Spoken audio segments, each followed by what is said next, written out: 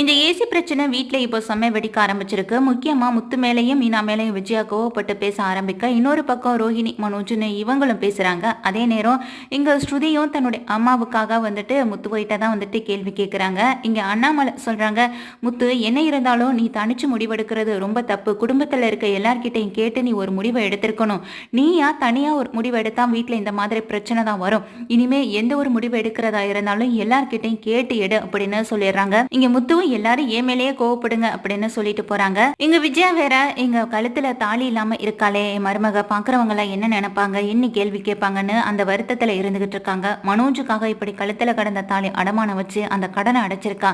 எப்படியும் அந்த தாலி அவளுக்கு திருப்பி வாங்கி கொடுக்கணும். நம்ம கையில காசும் இல்ல. இப்போ என்ன பண்றதுன்னு யோசிக்கிற எங்க விஜயாவுக்கு ஒரு ஐடியா தோணுது.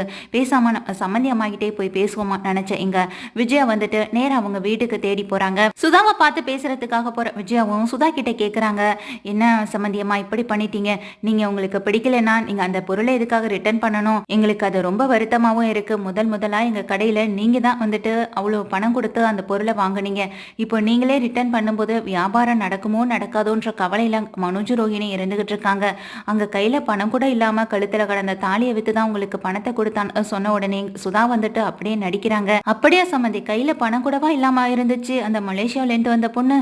சரி நான் தான் வேண்டான்னு சொன்னேன். அப்புறம் எதுக்காக தாலி அடமானம் வச்சு கொண்டு வந்து கொடுக்கணும்? நான் தான் வேண்டான்னு சொல்லிட்டேன் சம்மந்தி அப்படிங்கிறாங்க. இங்க விஜயாவும் வந்துட்டு அதுக்கு சுதா கிட்ட சொல்றாங்க, "இல்ல சம்மந்தி, பொருளை ரிட்டர்ன் பண்ணதுக்கு அப்புறம் அப்படி பணம் கொடுக்காம இருக்க முடியும்ன்றதுனால யோசிச்சதுனால தான் அந்த பணத்தை கொண்டு வந்து கொடுத்தாங்க. நீங்க எனக்காக ஒரு உதவி பண்ணணும்" அப்படின்னு கேட்க, "என்ன சம்மந்தி, என்ன விஷயம்னு கேட்குறாங்க எங்க சுதாவும். அதுக்கு விஜயா சொல்றாங்க, "இல்ல அந்த பொருளை நீங்களே திரும்ப வாங்கிக்கிறீங்களா? ரொம்ப உதவியா இருக்கும். பின்ன அங்க கடையிலையும் நல்ல வியாபாரம் போகும். கடைக்கு வர்றவங்களாம் நீங்க பொருளை ரிட்டர்ன் பண்ணதுனால கஸ்டமர் யாரும் வரமாட்டாங்கன்னு சொல்லி ரொம்ப ஃபீல் பண்ணிக்கிட்டு இருக்கான்" அப்படின்னு சொல்றாங்க.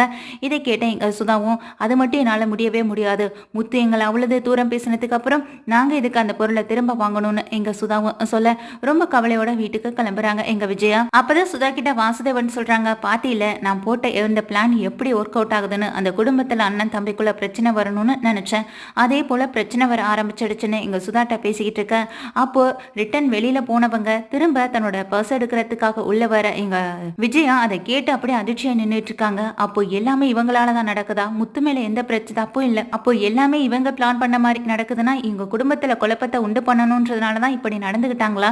அப்போ முத்து மேல எந்த தப்பும் இல்லையான்னு சொல்லி ரொம்ப ஷாக் ஆகி நின்று கேட்டுக்கிட்டு இருக்க. இதை சுதாவும் வாசுதேவனும் பாத்துறாங்க. விஜயா கேட்டதை விஜயாவை பார்த்து இன்னும் அதிர்ச்சியாகி அவங்க ரெண்டு பேரும் பார்த்துட்டே இருக்காங்க. விஜயாவை பார்த்து இன்னும் அதிர்ச்சியாகி அவங்களும் நின்றுட்டு இருக்க. எங்க விஜயாவும் வந்துட்டு இங்க சுதாவை வந்துட்டு ரொம்ப டென்ஷனா பாக்குறாங்க. உள்ள வர சுதா கிட்ட, "நீங்க நினைக்கிறது நடக்கவே நடக்காது. எங்க குடும்பத்தை பிரிக்கணும்னு நினைச்சீங்கன்னா அது இந்த காலத்துல இல்ல, எந்த காலத்திலயும் முடியவே முடியாது.